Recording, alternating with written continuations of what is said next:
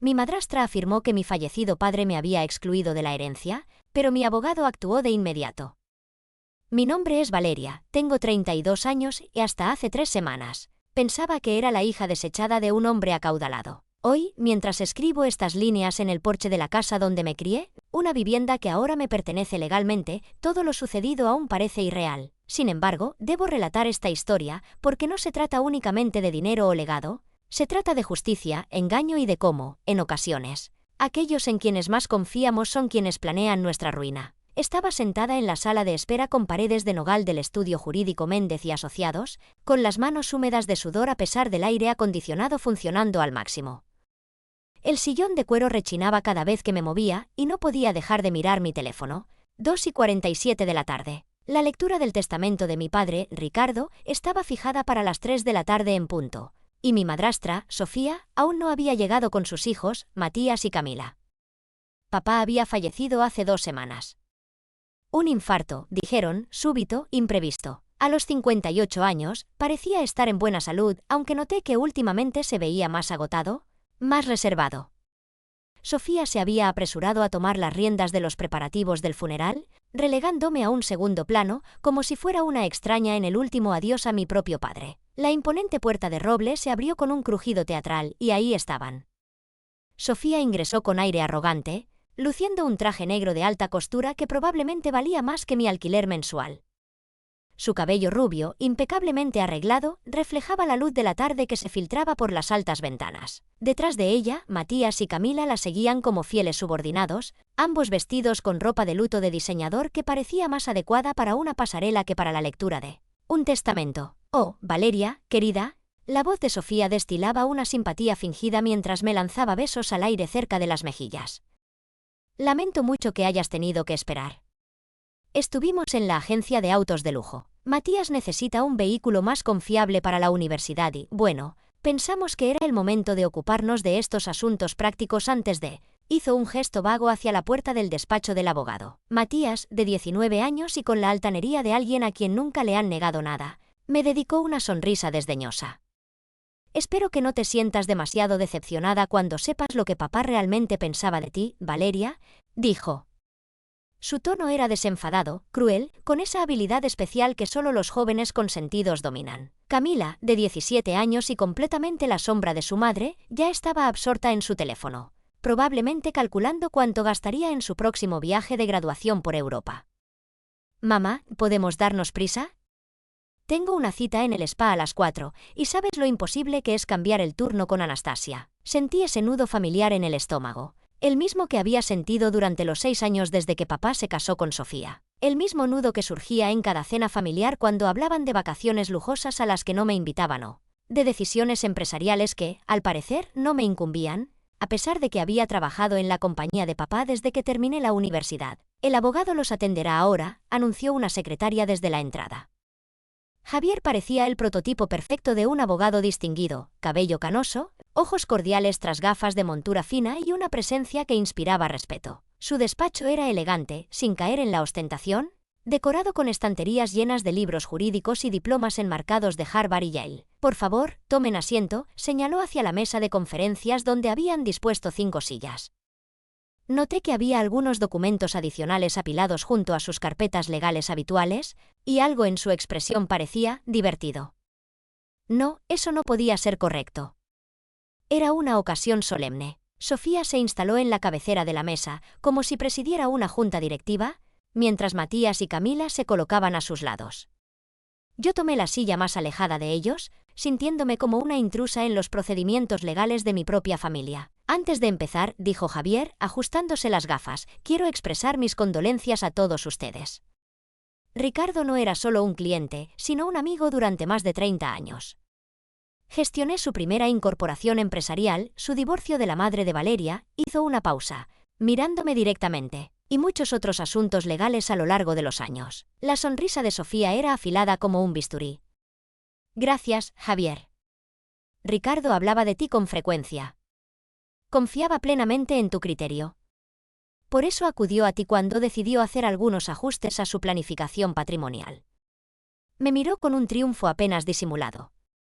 «¿No es así, Valeria?». Tu padre tenía ciertas inquietudes sobre tus decisiones de vida, tu falta de compromiso con la empresa familiar. Sentí un ardor en las mejillas. Era cierto que papá y yo nos habíamos alejado con los años, especialmente después de que se casara con Sofía.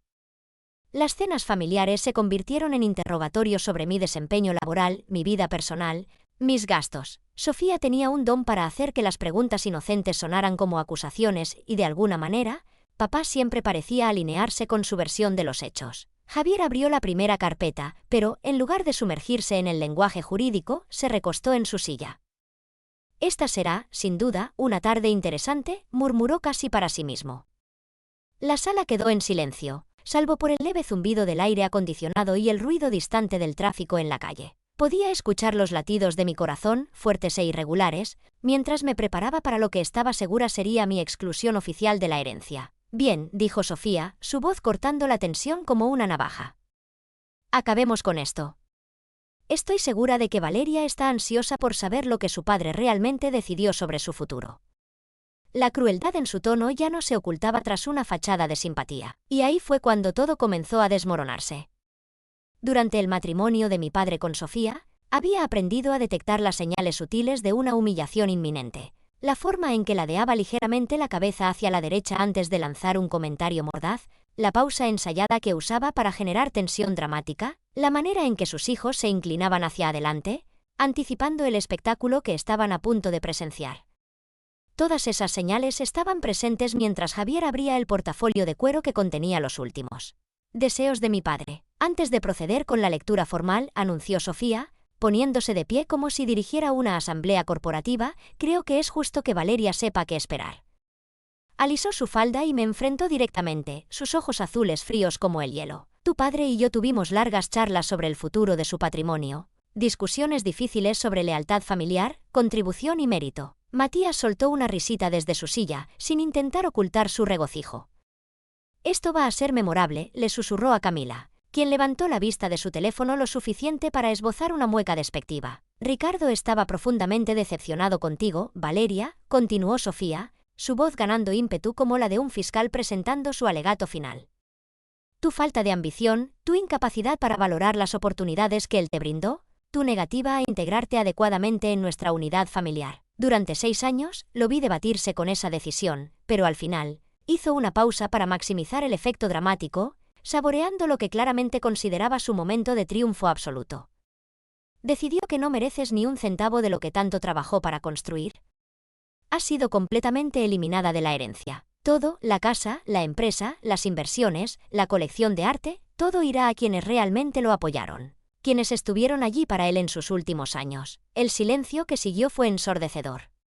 Sentí como si me hubieran golpeado en el estómago. Aunque parte de mí había anticipado este desenlace durante meses, la forma en que papá me miraba últimamente, como las conversaciones familiares se detenían cuando entraba a la habitación, como Sofía tomaba decisiones cada vez más audaces sobre el futuro de nuestra familia. Pero entonces ocurrió algo inesperado. Javier comenzó a reírse. No era una risa cortés o nerviosa, sino una carcajada genuina y profunda que resonaba en las paredes de madera. Se quitó las gafas. Se limpió los ojos y siguió riendo hasta que la expresión triunfal de Sofía comenzó a desmoronarse en confusión. «Lo siento», logró decir entre risas. «Es solo que...». Ricardo habría disfrutado este momento. Predijo exactamente este escenario, palabra por palabra. Sofía incluso me apostó $100 a que usarías la frase «unidad familiar», punto. Javier metió la mano en el bolsillo de su chaqueta y sacó un billete de $100, agitándolo en el aire. Tenía razón, como siempre. «¿De qué estás hablando?», preguntó Sofía, su voz despojada de su confianza habitual, reemplazada por algo que sonaba peligrosamente cercano al pánico. «Oh, querida Sofía», dijo Javier, su diversión aún evidente mientras abría una carpeta gruesa marcada. «Documentos confidenciales de fideicomiso familiar. Creo que debemos hablar sobre la diferencia entre un testamento y un fideicomiso, específicamente sobre algo llamado fideicomiso familiar revocable que tu difunto esposo estableció hace 29 años. El color se desvaneció del rostro de Sofía mientras se hundía lentamente en su silla. Matías y Camila intercambiaron miradas perplejas, su arrogancia previa disipándose como la niebla matutina. «Verás», continuó Javier, ahora completamente serio a pesar de la sonrisa que aún jugaba en las comisuras de su boca, Un testamento solo distribuye los activos que efectivamente pertenecen al fallecido al momento de su muerte, pero si esos activos ya han sido transferidos a un fideicomiso. Extendió varios documentos de aspecto oficial sobre la mesa. Entonces el testamento se vuelve bastante irrelevante, ¿no es así? Miré fijamente los documentos, mi mente luchando por asimilar lo que oía. Los números saltaban a la vista, cantidades en dólares con tantos ceros que parecían irreales. «¿Qué estás diciendo exactamente?», susurré, mi voz apenas audible. Javier me miró con algo que parecía orgullo. «Digo, Valeria, que tu padre fue mucho más astuto de lo que cualquiera de nosotros imaginaba. Y digo que esta familia ha estado viviendo en tu casa, conduciendo tus autos y gastando tu dinero durante el último año sin siquiera saberlo». La temperatura en la sala pareció descender 10 grados mientras Javier extendía más documentos sobre la mesa pulida. Las manos perfectamente cuidadas de Sofía temblaban ligeramente mientras alcanzaba los papeles, sus ojos escaneando la jerga legal que claramente no entendía. «No comprendo», dijo, su voz más débil ahora, despojada de su autoridad previa. «Ricardo nunca mencionó ningún fideicomiso. Revisábamos sus finanzas juntos cada mes. Tengo acceso a todas sus cuentas. Firmé todos los documentos importantes». «Oh, ¿tienes acceso a algunas cuentas?», asintió Javier con calma. «Las cuentas domésticas, las tarjetas de crédito, los fondos operativos diarios, pero esos representaban quizás el 3% de la riqueza real de Ricardo». Sacó una calculadora y comenzó a teclear números. «Veamos. La asignación mensual que proporcionó para gastos domésticos era de aproximadamente $50,000. Muy generoso para administrar un hogar, ¿no crees?». Los ojos de Camila se abrieron de par en par. Había gastado esa cantidad en compras impulsivas sin pensarlo 2 veces. «Espera, ¿eso era solo una asignación? ¿Como para compras y esas cosas?». «Exactamente», asintió Javier. «Tu padrastro era muy meticuloso con los límites financieros. Creía en la comodidad, pero también en, digamos, una exposición controlada a la riqueza para quienes no la habían ganado por sí mismos». Matías había palidecido bajo su bronceado artificial. «Pero la empresa...». «Mamá está en el directorio. Toma decisiones sobre contratos de millones de dólares. Está en el directorio de Holdings S.A., corrigió Javier con suavidad, que es una subsidiaria de gestión que maneja las operaciones diarias. La propiedad real de todos los activos fue transferida al fideicomiso familiar de Ricardo hace unos 12 meses, con Valeria como la única beneficiaria tras su fallecimiento». Me sentí mareada. La sala giraba ligeramente y me aferré al borde de la mesa para estabilizarme. «Javier, ¿qué estás diciendo exactamente?». «En términos simples, por favor». La expresión del abogado se suavizó mientras se volvía hacia mí. «Digo que tu padre transfirió todo, absolutamente todo, a un fondo fiduciario a tu nombre. La casa donde creciste, donde ellos han estado viviendo, tuya.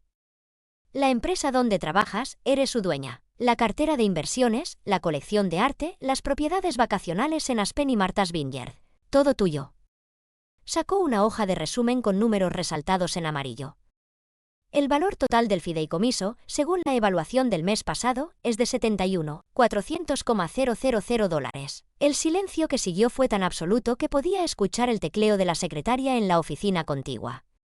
En la distancia, sonó una bocina, y el mundo cotidiano siguió su curso mientras el mío se transformaba por completo. «Eso es imposible», susurró Sofía, pero su voz carecía de convicción. «Lo habría sabido. Habría visto los documentos. Firmo todos los papeles importantes». «Firmas lo que Ricardo decidió mostrarte», respondió Javier, su tono aún profesional, pero con un dejo de firmeza. «Y, francamente, Sofía, dado lo que he observado en los últimos años, esa fue probablemente una decisión sabia de su parte». «¿Qué se supone que significa eso?». Matías se puso de pie de un salto, su rostro enrojecido por la ira. «¿Estás insultando a nuestra familia?». «No insulto a nadie», dijo Javier con calma. «Solo expongo hechos. Tu madre ha acumulado aproximadamente $240,000 en deudas de tarjetas de crédito en los últimos 18 meses. Ha comprado 3 autos, planeado 2 viajes extravagantes y ha estado contándoles a sus amigas que planea renovar el ala este de la casa. Todo sin consultar al verdadero propietario de esos activos». El teléfono de Camila cayó sobre la mesa mientras miraba fijamente a su madre. «Mamá, ¿es cierto lo de las tarjetas de crédito?». La compostura de Sofía se resquebrajaba como hielo en primavera. «Esos eran gastos necesarios, gastos familiares. Los autos eran para los chicos, los viajes eran para fortalecer la unión familiar. Los planes de renovación eran para aumentar el valor de la propiedad. ¿Con el dinero de quién?, pregunté en voz baja. La pregunta flotó en el aire como una nube de humo. Sofía se volvió hacia mí, y por primera vez en 6 años, vi en sus ojos algo que no era desprecio ni condescendencia. Era miedo.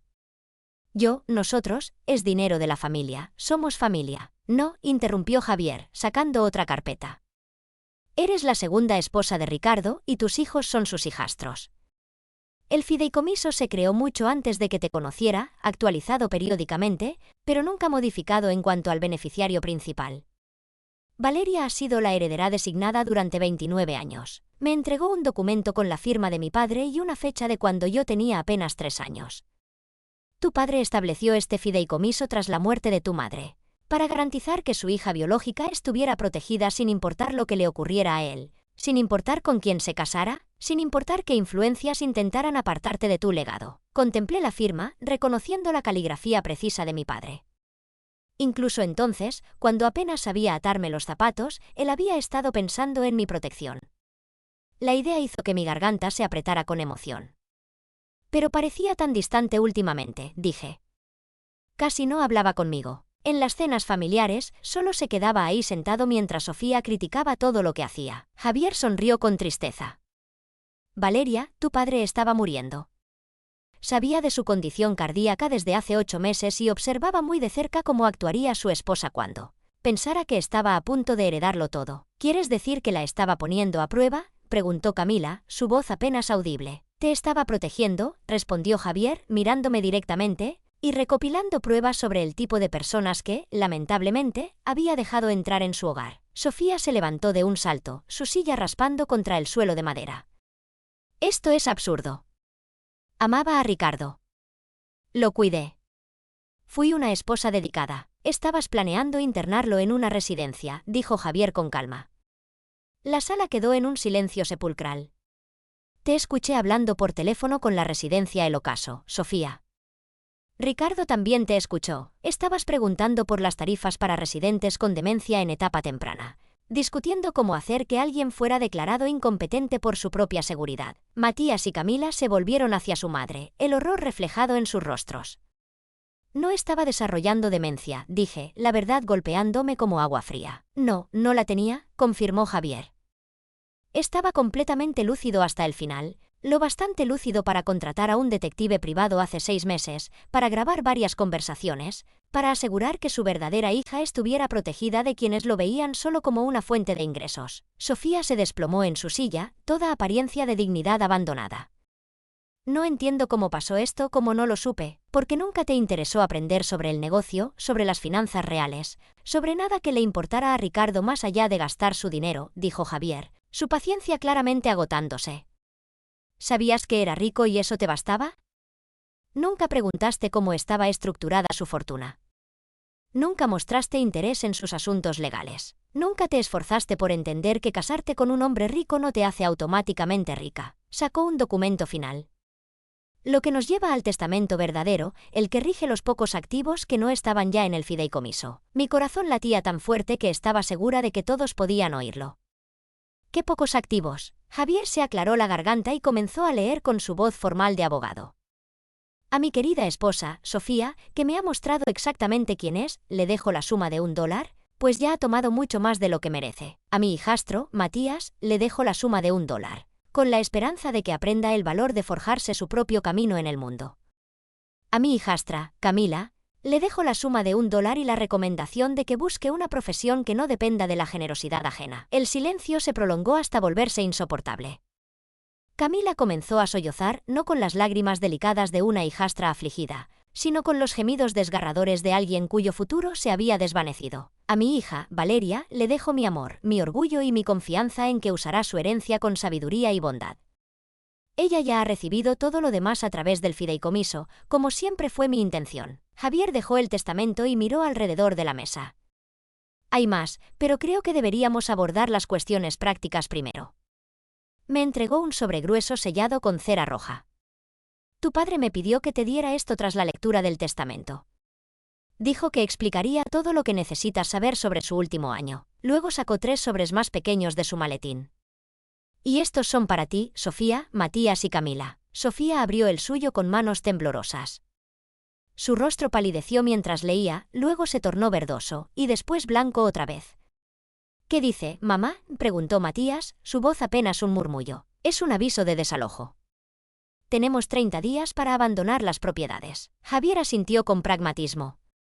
Todas las propiedades, la casa principal, la cabaña en Aspen, la residencia en Martha's Vineyard. Todas son de Valeria ahora, y ella ha dejado claro que las quiere fuera. «Nunca dije eso», protesté, desconcertada. «En realidad, sí lo hiciste», respondió Javier con una leve sonrisa. «Firmaste los documentos de desalojo la semana pasada, aunque no sabías que estabas firmando en ese momento. ¿Recuerdas cuando te pedí que vinieras a notarizar algunos documentos rutinarios del patrimonio? Recordé haber firmado papeles, muchos papeles, confiando en que Javier sabía lo que era mejor. Estaba tan afligida que no los había leído con atención. «No te preocupes», continuó. «Tu padre dejó instrucciones muy precisas sobre cómo quería que se manejara esto. No eres la villana aquí, Valeria. Solo eres la legítima propietaria reclamando lo que siempre fue tuyo». Contemplé el sello de cera roja en el sobre, el mensaje final de mi padre para mí. Mientras tanto, alrededor de la mesa, la realidad de la situación seguía calando. Sofía leía y releía su aviso de desalojo, como si las palabras pudieran cambiar si las miraba lo suficiente. Matías había quedado completamente mudo, lo que quizá era la reacción más inquietante de todas. Nunca lo había visto sin palabras. Camila lloraba abiertamente, el rímel corriendo por sus mejillas en oscuros surcos. «Necesito aclarar algo», dije, mirando a Javier. «Me estás diciendo que mi padre sabía exactamente lo que Sofía estaba haciendo y lo permitió durante meses». Javier se recostó en su silla, pensativo. «Tu padre era muchas cosas, Valeria, pero no era ingenuo. Aproximadamente 6 meses después de casarse con Sofía, empezó a notar cosas, pequeños detalles al principio, facturas por artículos que nunca compró, conversaciones que se interrumpían cuando entraba a una habitación, llamadas telefónicas que terminaban abruptamente cuando pasaba cerca. Entonces comenzó a investigar a su propia esposa, comenzó a proteger a su hija», corrigió Javier con suavidad. «Hay una diferencia. Ricardo vino a mí hace unos 18 meses, muy discretamente, muy en silencio. Dijo que estaba preocupado por la seguridad a largo plazo de sus activos y quería asegurarse de que se manejaran correctamente tras su muerte». Sofía levantó la vista de su aviso de desalojo, sus ojos ardiendo con furia renovada. «Me estaba espiando, a su propia esposa. Estaba documentando un fraude», respondió Javier con frialdad, lo cual, dado lo que descubrimos, fue probablemente una decisión acertada. «¿Qué fraude?», exigió Matías, aunque su voz carecía de su habitual arrogancia. Javier abrió otra carpeta, mucho más gruesa que las anteriores. «Empecemos con las tarjetas de crédito abiertas a nombre de Ricardo sin su conocimiento, o quizás las firmas falsificadas en transferencias de cuentas de inversión. O deberíamos hablar de las facturas médicas bastante imaginativas enviadas a las aseguradoras por tratamientos que nunca ocurrieron». Mi estómago se contrajo. «¿Fraude médico? Tu madrastra ha estado muy ocupada», dijo Javier, extrayendo una serie de documentos. «Ha presentado reclamaciones por sesiones de fisioterapia que nunca tuvieron lugar, asesoramiento psicológico que nunca se brindó y medicamentos recetados que nunca se prescribieron. Solo el fraude al seguro conlleva una posible condena de 15 años en prisión federal». Camila dejó de llorar abruptamente. «Mamá, ¿qué hiciste?». «No hice nada», protestó Sofía, pero su voz era ahora estridente, desesperada. «Eran gastos legítimos. Ricardo estaba enfermo, necesitaba atención. Yo manejaba su cuidado médico porque era demasiado orgulloso para admitir que necesitaba ayuda. Ricardo estaba bajo el cuidado de la doctora Patricia por su condición cardíaca», dijo Javier con calma. «Un médico, una afección, un tratamiento muy claro. Las reclamaciones al seguro muestran visitas a 17 especialistas diferentes por problemas que van desde dolor crónico hasta Alzheimer de inicio temprano. Me entregó un informe médico. Tu padre nunca tuvo Alzheimer, Valeria. Su mente estuvo lúcida hasta el final, pero los pagos del seguro por sus supuestos tratamientos de deterioro cognitivo se depositaron directamente en una cuenta controlada por Sofía. Me sentí enferma.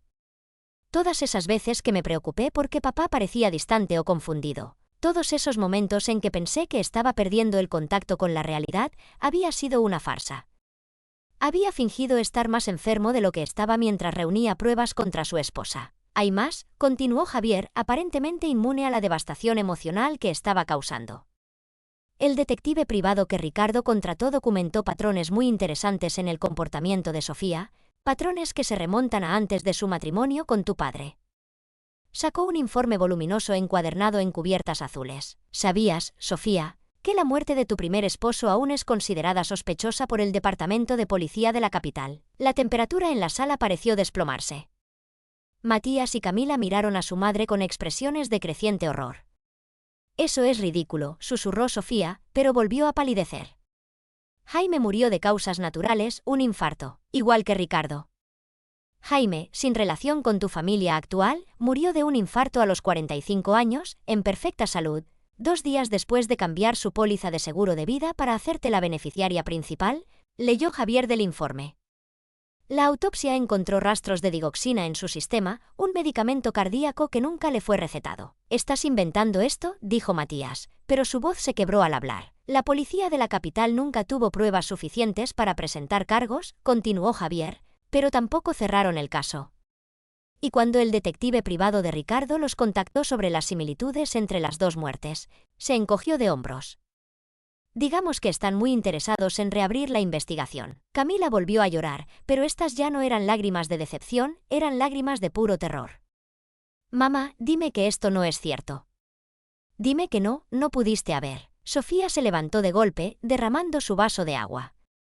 El sonido del cristal al romperse contra el suelo fue agudo y definitivo, como el martillo de un juez. «No tengo que escuchar esto, son mentiras.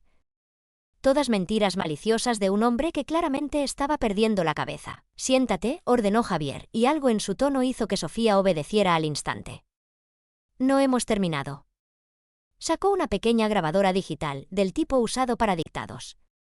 «Tu padre grabó varias conversaciones en los últimos meses, ¿te gustaría escuchar algunas?» «Eso es ilegal», protestó Sofía. «No lo es.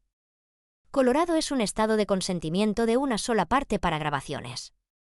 Ricardo estaba en su derecho de grabar conversaciones en su propia casa. Javier presionó reproducir. La voz de Ricardo llenó la sala, metálica pero clara a través del pequeño altavoz. «Sofía, he estado pensando en actualizar mi testamento». Luego, la voz de Sofía, dulce y preocupada. «Oh, cariño, ¿por qué? No estás tan enfermo. Los médicos dijeron que la medicación para el corazón debería funcionar. Quiero asegurarme de que tú y los chicos estén protegidos si algo me pasa». «¿Y qué hay de Valeria?» «Es tu hija». Hubo una pausa. Luego, la voz de Ricardo, sonando agotada. «Valeria ha dejado claro que no quiere ser parte de esta familia. Tal vez es hora de que lo acepte». Javier detuvo la grabación. «Esta conversación ocurrió hace 3 semanas. ¿Quieres escucharla del día siguiente? ¿Cuándo pensabas que Ricardo estaba tomando una siesta?» Presionó reproducir nuevamente, y esta vez era claramente Sofía hablando por teléfono. «Por fin está entrando en razón. He estado trabajándolo durante meses, pero creo que está listo para excluirla por completo. No, aún tiene momentos de lucidez, pero son cada vez más breves. La medicación está ayudando con eso. Sí, la he estado moliendo en su comida, como sugeriste». Javier detuvo la grabación. El silencio en la sala era abrumador. «¿Qué medicación estabas moliendo en su comida, Sofía?», preguntó Javier con voz queda. Sofía negaba con la cabeza frenéticamente. «No sé de qué hablas». «Eso no puede ser. Encontramos las pastillas», dijo Javier, «ocultas en tu joyero.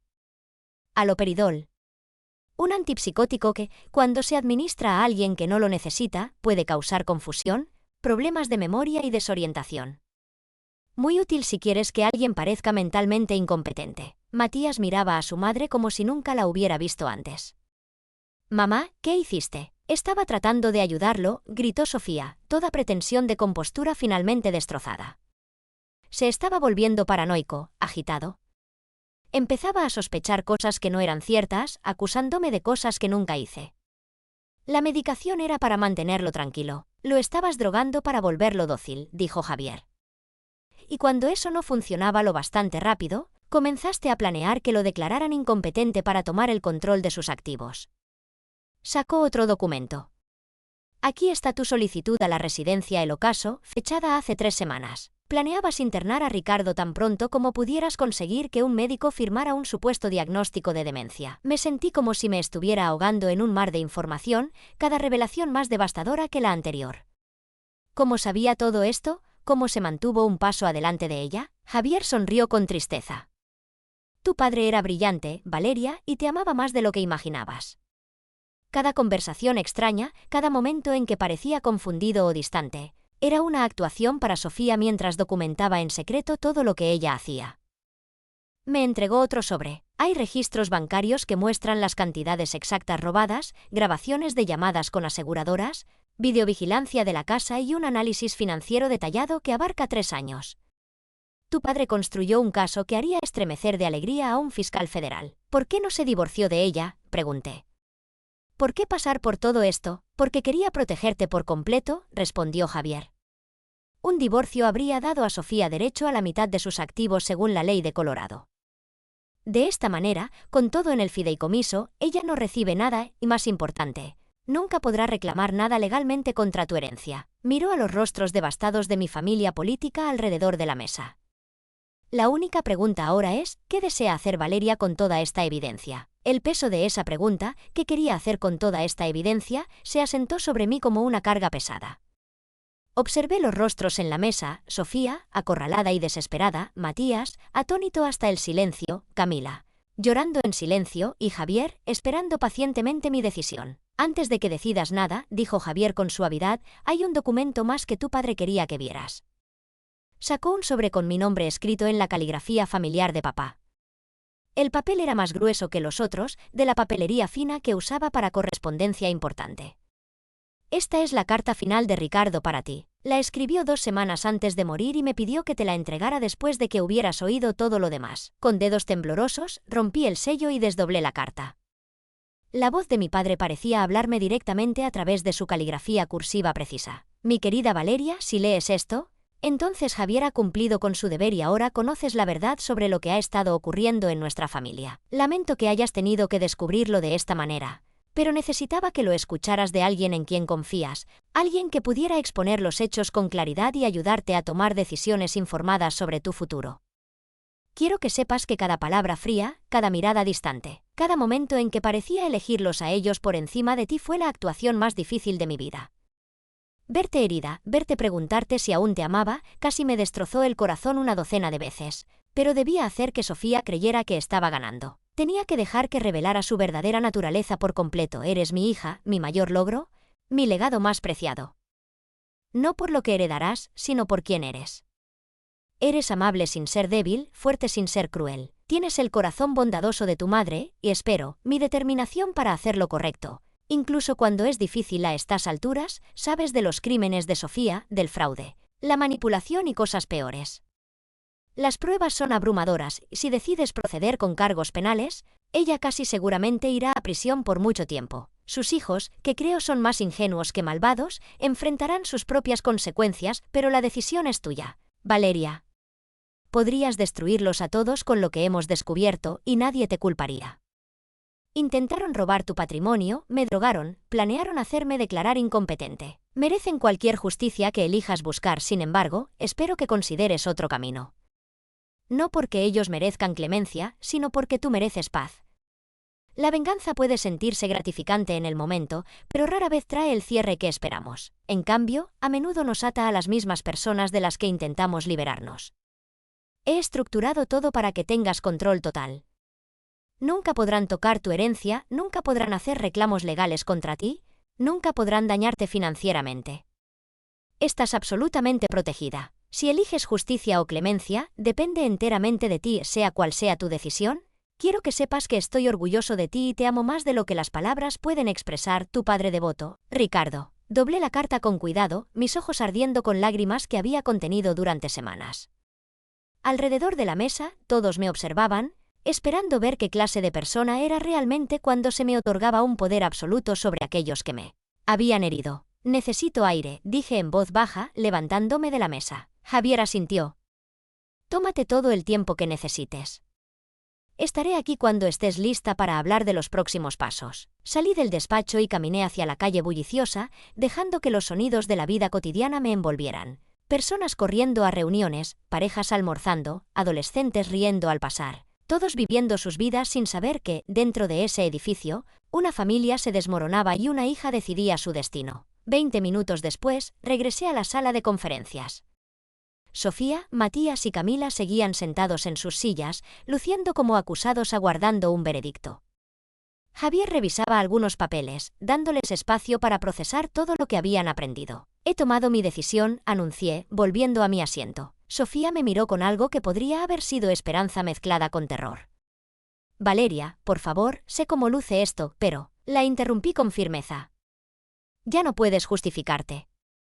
No puedes manipular la narrativa ni inventar excusas. Has hablado suficiente. Me volví hacia Javier.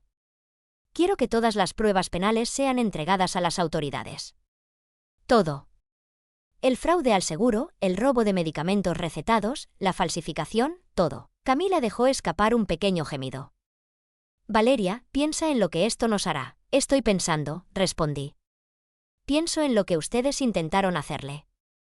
Pienso en cómo lo drogaron, lo aislaron y planearon internarlo para robar el trabajo de su vida. Matías finalmente recuperó la voz. ¿Y nosotros, Camila y yo? No sabíamos lo que ella hacía. Observé su rostro, buscando alguna señal de remordimiento genuino o comprensión. No sabían. Nunca se preguntaron de dónde venía el dinero para sus autos, su ropa de lujo, sus viajes, su matrícula universitaria. Nunca se preguntaron por qué papá parecía confundido a veces, por qué empezó a olvidar cosas. Pensamos que solo estaba envejeciendo, susurró Camila. No, pensaron que se estaban enriqueciendo, corregí. Y no les importaba lo suficiente como para notar que algo andaba mal. Javier se aclaró la garganta. Valeria, ¿qué hay de los avisos de desalojo? ¿Quieres proceder con ellos también? Permanecí en silencio por un largo momento, reflexionando sobre la carta de mi padre, su consejo de elegir la paz sobre la venganza, pero también pensaba en la justicia, en las consecuencias, en el hecho de que estas personas habían intentado robar no solo dinero, sino la dignidad y autonomía de mi padre en sus últimos meses. Sí, dije al fin, tienen 30 días. Los quiero fuera de todas las propiedades. ¿A dónde se supone que iremos?, exigió Sofía, con algo de su antigua arrogancia regresando a su voz. Deberían haberlo pensado antes de cometer múltiples delitos graves, respondí con calma. Son adultos. Resuélvanlo. Javier tomaba notas, registrando mis decisiones. ¿Y la empresa? Sofía aún está técnicamente en el directorio de la subsidiaria de gestión. Retírenla de inmediato y realicen una auditoría completa de cada decisión en la que haya participado en los últimos 2 años. Si encontramos alguna otra irregularidad, añádanla a la denuncia penal. Esto es una locura. Matías se puso de pie, mostrando por fin algo de emoción. Estás destruyendo a toda nuestra familia. ¿Por qué? Y por unas pastillas que ayudaron a papá a mantenerse tranquilo. ¿Por algunos errores de documentación? Siéntate, dije, y algo en mi voz lo hizo obedecer al instante. Permítanme aclararles algo, ya que parecen no entender lo que pasó aquí. Me levanté y caminé hacia la ventana, contemplando la ciudad donde mi padre había construido su imperio, donde me había criado, donde había intentado formar una nueva familia solo para descubrir que había invitado a depredadores a su hogar. No solo robaron dinero, dije, volviéndome para enfrentarlos. Le robaron a mi padre su paz mental en su último año. Lo hicieron sentir miedo en su propia casa. Lo obligaron a fingir que perdía la razón mientras reunía pruebas para protegerme de ustedes. Mi voz se volvía más firme, más segura. Lo aislaron de sus amigos, controlaron sus medicamentos y planearon hacer que lo declararan incompetente para apoderarse de todo lo que había construido durante 40 años. Y lo hicieron mientras fingían amarlo, mientras se llamaban su familia. Sofía lloraba ahora, pero no sentí compasión por sus lágrimas. Me hicieron dudar de su amor por mí. Durante 6 años, intentaron sistemáticamente ponerlo en mi contra y en sus últimos meses, me hicieron creer que lo habían logrado. ¿Tienen idea de cómo se sintió eso? Ver a mi padre morir pensando que ya no me quería. Nunca intentamos ponerlo en tu contra, protestó Camila débilmente. Cada cena familiar donde criticaron mi trabajo, mi apariencia, mis elecciones de vida, cada vez que hicieron bromas sobre mi falta de ambición o mi incapacidad para valorar lo que tenía. Cada vez que planearon viajes familiares costosos a los que no me invitaban o tomaron decisiones sobre el futuro de nuestra familia sin incluirme. Pasaron 6 años haciéndome sentir como una extraña en la vida de mi propio padre. Volví a sentarme, sintiéndome agotada emocionalmente, pero también extrañamente aliviada. La verdad había salido a la luz por fin y, por primera vez en años, sentí que podía respirar libremente. Así que sí, enfrentarán las consecuencias de sus decisiones, todas. Pero quiero que entiendan que esto no es venganza. Es justicia y es protección para mí y para cualquier otro viudo adinerado que tenga la desgracia de cruzarse en su camino en el futuro. Javier había permanecido en silencio durante mi discurso, pero ahora habló. Hay una cosa más, Valeria. Tu padre dejó instrucciones específicas sobre qué hacer si optabas por presentar cargos. Me entregó otro sobre, marcado a abrir solo si se presentan cargos penales. Dentro había un cheque de caja por $5,000 y una nota, para honorarios legales y gastos de seguridad. Sabía que tomarías la decisión correcta. Con amor, papá. ¿Sabía que elegiría presentar cargos? Pregunté. Esperaba que lo hicieras, respondió Javier. Dijo que cualquiera lo bastante fuerte para soportar 6 años de manipulación psicológica y seguir en pie sería lo bastante fuerte para asegurar que se haga justicia. Sacó un documento final. También está esto, una orden de restricción que prohíbe a cualquiera de ellos contactarte directa o indirectamente a partir de hoy. Cualquier intento de comunicarse contigo, acercarse a tus propiedades o interferir en tu vida de cualquier modo resultará en un arresto inmediato. Miré la orden de restricción y luego a las 3 personas que habían pasado 6 años intentando borrarme de la vida de mi padre. Parecían más pequeñas ahora, disminuidas, como los delincuentes mezquinos que habían demostrado ser. ¿Hay algo más?, le pregunté a Javier. Solo una cosa más, dijo, extrayendo una carpeta voluminosa. Los planes de tu padre para la Fundación Ricardo para la protección familiar. Quería que tuvieras la opción de usar parte de tu herencia para ayudar a otras familias que enfrenten situaciones similares. Abuso de ancianos, manipulación financiera, relaciones predatorias. Abrí la carpeta y encontré planes detallados para una fundación que ofrecería asistencia legal, servicios de investigación privada y asesoramiento para familias afectadas por depredadores financieros. Era exhaustivo, considerado y tan característico de mi padre. Transformar una experiencia dolorosa en una forma de ayudar a otros. Realmente pensó en todo, ¿verdad?, dije en voz baja. Te amaba profundamente, respondió Javier. Y quería asegurarse de que tuvieras todas las herramientas necesarias para construir una vida plena, libre de aquellos que intentaron destruirla. 3 días después, estaba sentada en la misma sala de conferencias con Javier, pero esta vez no estábamos solos. La detective Mariana había viajado específicamente para discutir el caso contra Sofía, y el fiscal asistente Diego revisaba la montaña de pruebas que mi padre había recopilado. Debo decir que este es uno de los casos de abuso de ancianos y fraude financiero más minuciosamente documentados que he visto, dijo la detective Mariana, hojeando registros bancarios. Tu padre prácticamente construyó nuestro caso por nosotros. ¿Cuánto tiempo pasará antes de que se realicen los arrestos?, pregunté. Tendremos órdenes para el fin de semana, respondió el fiscal Diego. ¿Solo el fraude al seguro basta para cargos federales? Pero con la manipulación de medicamentos y las pruebas que sugieren que ella pudo haberlo hecho antes. Se encogió de hombros. Sofía enfrenta un mínimo de 15 a 20 años. ¿Y qué hay de Matías y Camila? Depende de lo que descubramos al investigar más a fondo su involucramiento, dijo la detective Mariana. Si realmente no sabían del fraude, podrían evitar cargos penales, pero el impacto financiero será severo de todos modos. Javier había estado callado durante la mayor parte de la reunión, pero ahora habló. Valeria, hay algo más que debemos discutir. Los medios están empezando a captar esta historia. Mi estómago se contrajo. ¿Qué quieres decir? Un reportero del diario Capital llamó esta mañana, preguntando sobre la conexión entre la muerte de Ricardo y la investigación reabierta sobre Jaime. No tardarán en unir las piezas. El fiscal Diego asintió con seriedad. Los casos de fraude financiero de alto perfil siempre atraen la atención de los medios, especialmente cuando hay un posible ángulo de asesino en serie. Podemos intentar mantener tu nombre fuera de esto por ahora, pero eventualmente seré la hija doliente que heredó millones mientras su madrastra es arrestada por asesinato. Completé. Hay cosas peores por las que ser conocida, dijo la detective Mariana con una leve sonrisa. Créeme, la simpatía pública estará totalmente de tu lado en esto. Esa tarde, conduje a la casa donde me había criado por primera vez desde el funeral de papá. Los camiones de mudanza ya estaban allí. Sofía, Matías y Camila empacaban sus pertenencias bajo la supervisión estricta de un oficial designado por el tribunal, como lo requería la orden de restricción. No salí del auto de inmediato. En cambio, me quedé en la entrada, observando la imponente casa colonial que había sido mi hogar de infancia, tratando de reconciliar los cálidos recuerdos de mis primeros años con la fría realidad de lo que se había convertido bajo la influencia de Sofía. La puerta principal se abrió y Sofía salió cargando una caja. Me vio en el auto y se detuvo en seco, su rostro atravesando una gama de emociones: ira, miedo, tristeza y algo que podría haber sido vergüenza. Por un momento, pensé que intentaría acercarse a mí a pesar de la orden de restricción, pero el supervisor del tribunal salió y dijo algo que la hizo seguir caminando hacia el camión de mudanza. Matías apareció después, luchando con lo que parecía un costoso sistema de sonido. Vestía jeans y una camiseta en lugar de su habitual ropa de diseñador, y la diferencia era sorprendente. Sin la fachada de lujo, parecía lo que realmente era: un joven asustado de 19 años cuyo mundo acababa de colapsar.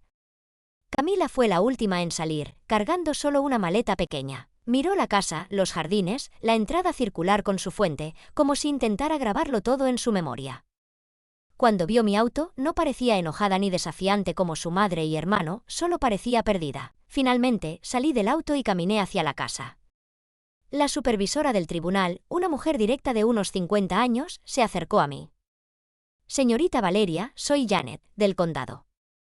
Estoy aquí para asegurar que la mudanza se realice sin problemas y que todas las partes cumplan con los requisitos legales. ¿Cómo va?, pregunté. Eficientemente, respondió. Solo están tomando pertenencias personales y artículos que puedan probar que compraron ellos mismos. Todo lo demás se queda con la casa. Asentí y subí los escalones de la entrada, entrando al vestíbulo por primera vez en semanas. La casa ya se sentía diferente, más ligera, como si una presencia opresiva se hubiera disipado. El arte costoso aún colgaba en las paredes, las alfombras persas todavía cubrían los pisos de madera, pero la atmósfera pesada que se había desarrollado en los últimos años comenzaba a desvanecerse. Valeria, me volví para encontrar a Camila al pie de la gran escalera, su maleta en la mano. Parecía más joven que sus 17 años y, por primera vez desde que la conocía, genuinamente vulnerable. «No se supone que hable contigo», dijo en voz baja, mirando hacia donde la supervisora revisaba papeles. «Pero quería decirte que lo siento por todo». Estudié su rostro, buscando señales de manipulación o cálculo, pero solo vi arrepentimiento genuino. «¿Lamentas haberlo hecho o lamentas que te descubrieran?», pregunté. Estuvo callada por un largo momento. «Lamento no haber hecho preguntas. Lamento haber seguido la corriente porque era más fácil que pensar de dónde venía el dinero. Lamento haber sido cruel contigo en las cenas familiares porque eso hacía feliz a mamá». Se limpió los ojos. «Y lamento lo que le pasó a tu papá. No merecía nada de lo que le hicimos». Probablemente era lo más honesto que cualquiera de ellos había dicho desde que comenzó esta pesadilla. «¿Qué harás ahora?», pregunté. «No lo sé. Los activos de mamá están congelados mientras dura la investigación penal. Matías tendrá que dejar la universidad, ya no podemos pagar la matrícula. Supongo que terminaré la secundaria e intentaré conseguir una beca en algún lado». Se encogió de hombros. «Tal vez es hora de que aprendamos a valernos por nosotros mismos». «Señorita Valeria», llamó la supervisora desde la puerta principal. «Se acabó el tiempo. El camión debe partir». Camila levantó su maleta y caminó hacia la puerta. Luego se detuvo y se volvió hacia mí una última vez. «Para que lo sepas, tu papá hablaba de ti todo el tiempo. Incluso cuando mamá intentaba enojarlo contigo, siempre terminaba contando historias de cuando eras pequeña, de lo orgulloso que estaba de ti. Creo que, en el fondo, siempre supo cómo éramos realmente». Se fue sin esperar mi respuesta, subiendo al asiento del pasajero de un sedán desgastado que parecía pertenecer a un amigo o pariente. Matías cargó las últimas cajas en el camión de mudanza, evitando el contacto visual conmigo por completo. Sofía no estaba a la vista, debía haber partido antes. La supervisora se acercó con un portapapeles. «Todo ha sido documentado y retirado según la orden judicial. La casa es oficialmente suya otra vez, señorita Valeria». Firmé los documentos y vi cómo el camión de mudanza salía de la entrada, llevándose los últimos vestigios físicos de las personas que habían intentado robar la vida de mi padre y mi herencia. Mientras desaparecían al doblar la esquina, sentí algo que no había experimentado en años: paz absoluta. Caminando sola por la casa, casi podía escuchar ecos de mi infancia, la risa de mi madre desde la cocina, la voz de mi padre llamándome para el desayuno, el sonido de mis propios pasos corriendo por estas mismas escaleras, como una niña que se sentía completamente segura y amada en este lugar. En el estudio de mi padre, encontré algo que los encargados de la mudanza habían pasado por alto. O tal vez algo que papá había escondido tan bien que Sofía nunca lo encontró. Detrás de un panel falso en el cajón de su escritorio, había una fotografía mía en mi graduación universitaria con una nota en su caligrafía, mi mayor logro. Te amo siempre, papá. Me senté en su silla de cuero, sosteniendo la foto y la nota, y por primera vez desde su muerte, me sentí verdaderamente conectada con él otra vez. La distancia que había crecido entre nosotros en sus últimos años no había sido real. Había sido una actuación, un sacrificio que él había hecho para protegerme de personas que nos habrían destruido a ambos si hubieran tenido la oportunidad. Mi teléfono vibró con un mensaje de Javier. Los medios están al tanto de la historia. Tal vez quieras evitar las redes sociales por un tiempo. Llámame si necesitas algo. Apagué el teléfono y me quedé sentada en la creciente oscuridad del estudio de mi padre, en mi casa, rodeada por la herencia que él había luchado tanto por preservar para mí. Mañana comenzaría a lidiar con la fundación, la atención mediática, la complejidad de gestionar 71 millones de dólares en activos. Pero esa noche, solo quería sentarme allí y recordar que era la hija de mi padre, que era amada y que, finalmente, estaba verdaderamente a salvo. 6 meses después, estaba sentada en la sala de juntas de lo que ahora se llamaba oficialmente Holdings S.A., revisando informes trimestrales con mi nuevo equipo de gestión. La empresa que papá había construido prosperaba bajo un liderazgo adecuado, y descubrí que tenía más talento para los negocios de lo que nadie, incluyéndome, había imaginado. Mi asistente tocó la puerta. Valeria, Javier está aquí para tu cita de las 2. Hazlo pasar. Javier entró cargando una carpeta gruesa, con una expresión que combinaba satisfacción y cierta gravedad. Tengo noticias sobre los casos penales. Le hice un gesto para que se sentara. ¿Buenas o malas noticias? Buenas para la justicia, complicadas para el cierre, respondió, acomodándose en la silla frente a mi escritorio. Sofía aceptó un acuerdo de culpabilidad ayer, 25 años por abuso de ancianos, fraude financiero y conspiración para cometer asesinato en primer grado. ¿Asesinato en primer grado? ¿Probaron que mató a su primer esposo? La policía de la capital encontró pruebas suficientes para presentar cargos y una vez que lo hicieron, el abogado de Sofía le aconsejó declararse culpable para evitar la pena de muerte. Aparentemente, la combinación de la digoxina en el sistema de Jaime y los intentos similares con tu padre bastaron para establecer un patrón. Me recosté en mi silla, tratando de asimilar la magnitud de lo que Sofía había hecho. 25 años significa que tendrá más de 70 cuando salga. Si sale, corrigió Javier. Los cargos federales por fraude al seguro se manejan por separado y podrían añadir otros 15 años a su condena. ¿Y Matías y Camila? Matías fue acusado de cómplice después del hecho y conspiración para cometer fraude. Cumplirá 2 años, probablemente menos con buena conducta. La fiscalía cree que realmente no sabía de los intentos de asesinato, pero sí estaba al tanto del fraude financiero y decidió beneficiarse en lugar de denunciarlo. Javier abrió su carpeta y sacó varios documentos. Camila fue sentenciada a servicio comunitario y libertad condicional. El juez consideró su edad y su cooperación con la investigación. De hecho, le está yendo bien. Consiguió una beca para la Universidad Estatal de Colorado y está estudiando trabajo social. ¿Trabajo social? Dice que quiere ayudar a familias que enfrentan situaciones de abuso. Aparentemente, testificar contra su madre fue una llamada de atención sobre el tipo de persona que quiere ser. Pensé en la asustada adolescente de 17 años que se había disculpado conmigo en el vestíbulo 6 meses atrás. Tal vez había esperanza para ella después de todo. ¿Algo más? Javier continuó. La Fundación Ricardo para la Protección Familiar recibió oficialmente su estatus sin fines de lucro la semana pasada. Estás lista para comenzar operaciones cuando quieras. Miré por la ventana hacia el horizonte de la ciudad, pensando en la visión de mi padre de convertir su experiencia dolorosa en algo que ayudara a otros. Quiero empezar con casos similares al nuestro. Adultos mayores manipulados financieramente por familiares o cuidadores. Ya identifiqué 12 casos potenciales a través de la oficina del fiscal de distrito. Familias que podrían beneficiarse de asistencia legal y servicios de investigación privada para documentarlo. ¿Qué les está pasando? Javier me entregó un expediente. Este en particular podría interesarte. Viudo de 73 años, segunda esposa de la mitad de su edad, hijos adultos apartados de su vida y un patrón de comportamiento errático que sus médicos no pueden explicar. Abrí el expediente y leí el resumen. Los paralelismos con la situación de mi padre eran escalofriantes. ¿Cómo encontraste esto? Su hija me contactó tras leer la cobertura de tu caso en los medios. Está desesperada por ayuda, pero no puede costear un detective privado ni el equipo legal necesario para construir un caso sólido. Programa una reunión, dije de inmediato. Y Javier, quiero manejar este caso personalmente. ¿Estás segura? Podría ser emocionalmente difícil, dados los parecidos con tu propia situación. Pensé en la carta de mi padre, en su esperanza de que usara mi herencia para proteger a otros. Estoy segura.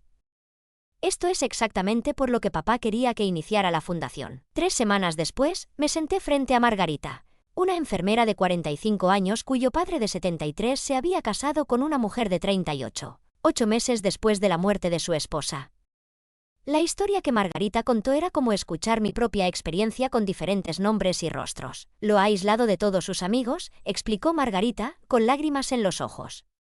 Solía llamarme todos los domingos, y ahora tengo suerte si sé de él una vez al mes. Cuando hablo con él, suena confundido, olvidadizo, pero papá fue lúcido toda su vida. ¿Y sus finanzas?, pregunté. Lo convenció de agregar su nombre a todas sus cuentas, supuestamente para ayudarlo a gestionar sus asuntos. Tiene un patrimonio de unos 4 millones de dólares, y ella ya ha gastado cerca de 300,000 en mejoras para la casa y un auto nuevo para su hijo de su primer matrimonio. Le entregué a Margarita un contrato para los servicios de la fundación. Esto es lo que haremos. Te proporcionaremos un detective privado, un contador forense y un equipo de abogados. Documentaremos todo lo que está ocurriendo, construiremos un caso y te ayudaremos a proteger a tu padre. Margarita miró el contrato. No puedo pagar esto. Soy madre soltera, trabajo 2 empleos solo para cubrir el alquiler. No pagas nada, expliqué. La Fundación Ricardo cubre todos los costos para familias enfrentando abuso financiero de ancianos. Para eso existe. Comenzó a llorar nuevamente, pero esta vez de alivio en lugar de desesperación. Pensé que lo iba a perder. Pensé que no había nada que pudiera hacer. Siempre hay algo que puedes hacer, dije, pensando en la planificación meticulosa de mi padre y su determinación para protegerme. A veces, solo toma tiempo descubrir qué es. Durante los siguientes 6 meses, ayudamos a Margarita a construir un caso contra la esposa de su padre, que resultó en cargos penales y la recuperación de la mayor parte del dinero robado. Más importante aún, ayudamos a su padre a comprender lo que le había estado ocurriendo y lo apoyamos para que recuperara su vida e independencia. Fue el primero de muchos casos similares. La fundación creció rápidamente, manejando docenas de situaciones de abuso financiero de ancianos, relaciones predatorias y manipulación familiar. Cada caso era único, pero los patrones siempre eran similares. Personas vulnerables explotadas por aquellos que decían amarlos. 1 año después de la muerte de mi padre, estuve en el cementerio donde estaba enterrado, llevando una carpeta con el primer informe anual de la fundación. Habíamos recuperado más de 12 millones de dólares en activos robados, asistido en el procesamiento de 17 depredadores y proporcionado servicios de apoyo a más de 200 familias. Lo logramos, papá, dije en voz baja, colocando el informe en su lápida. Convertimos lo que intentaron hacernos en algo que ayuda a otros. 1 año y medio después, recibí una carta que me sorprendió. Era de Camila, ahora en su 2º año de universidad. Querida Valeria, espero que esté bien que te escriba. Sé que no debería contactarte directamente, pero quería que supieras que me gradúo el próximo mes con mi título en trabajo social. Fui aceptada en una maestría para especializarme en prevención de abuso de ancianos. Pienso en lo que mi familia te hizo a ti y a tu padre todos los días. Es parte de por qué elegí este campo. Quiero dedicar mi vida a evitar que lo que le pasó a tu papá le ocurra a otros. Sé que probablemente nunca me perdonarás, y lo entiendo, pero quería que supieras que tu decisión de procesar a mi madre probablemente salvó las vidas de otras personas. También quería que supieras que al menos una persona que participó en hacerte daño ahora está tratando de dedicar su vida a ayudar a otros. Espero que estés feliz y que la fundación vaya bien. Leo sobre ella en los periódicos a veces, y me enorgullece que algo bueno haya surgido de algo tan terrible. Gracias por mostrarme cómo luce la justicia y qué significa la integridad. Sinceramente, Camila. Leí la carta 2 veces y luego la archivé con la correspondencia de la fundación. Nunca respondí. La orden de restricción seguía vigente y no tenía interés en reconectar con ninguno de ellos, pero me alegró saber que Camila había encontrado una manera de transformar su experiencia en algo positivo. Matías, según las actualizaciones ocasionales de Javier, había tenido más dificultades tras su liberación de prisión. Había desarrollado un problema con el alcohol y le costaba mantener empleos. Algunas personas, al parecer, aprendían de sus consecuencias, mientras otras eran aplastadas por ellas. Sofía cumplía su condena en una prisión federal en Texas. Sería elegible para libertad condicional en 2043, cuando tendría 72 años. Intentaba no pensar en ella en absoluto. En cuanto a mí, descubrí que mi padre tenía razón en algo más, era más fuerte de lo que creía. Gestionar un patrimonio de 71 millones de dólares y dirigir una fundación resultó ser un trabajo que no solo podía hacer, sino que disfrutaba profundamente. Contraté un equipo competente. Hice inversiones inteligentes y encontré propósito en usar el legado de mi padre para proteger a otras familias. También comencé a salir de nuevo, algo que había evitado durante los años difíciles con la familia de Sofía. Conocí a David, director de otra organización sin fines de lucro, en una conferencia sobre prevención de abuso de ancianos. Era amable, divertido y completamente indiferente a mi riqueza, lo que lo convertía en el tipo exacto de persona de la que enamorarme. 3 años después de la muerte de papá, David y yo nos casamos en una ceremonia íntima en el jardín de la casa donde crecí. Javier me llevó al altar y Margarita fue mi dama de honor. La Fundación Ricardo se había convertido en una de las organizaciones de defensa de ancianos más respetadas del país. Y yo había encontrado una vida que se sentía auténtica y significativa. De pie en ese jardín, rodeada de personas que me querían por quien era, no por lo que poseía, casi podía sentir la presencia de mi padre. Me había protegido de depredadores, preservado mi herencia y me había dado las herramientas para construir algo hermoso de los restos de sus últimos años. Lo más importante que aprendí de toda esta experiencia fue esto: las personas te mostrarán quiénes son realmente si les das suficiente tiempo y oportunidad.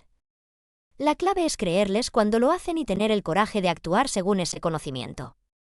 Mi padre vio la verdadera naturaleza de Sofía y construyó un caso para protegerme de ella. Yo vi las pruebas y elegí la justicia sobre la venganza. Camila vio las consecuencias de las acciones de su familia y decidió dedicar su vida a prevenir daños similares. Al final, todos nos convertimos exactamente en quienes debíamos ser. Algunos nos convertimos en protectores, otros en sanadores y otros en prisioneros de sus propias elecciones. Pero todos aprendimos que las acciones tienen consecuencias, que el amor requiere sacrificio y que, a veces, la mayor herencia que puedes dejarle a alguien no es dinero, sino el conocimiento de que son dignos de protección, capaces de fortaleza y merecedores de justicia. Mi padre me dio todo eso, junto con 71 millones de dólares y un propósito que durará el resto de mi vida. Era, me di cuenta, exactamente la herencia que necesitaba.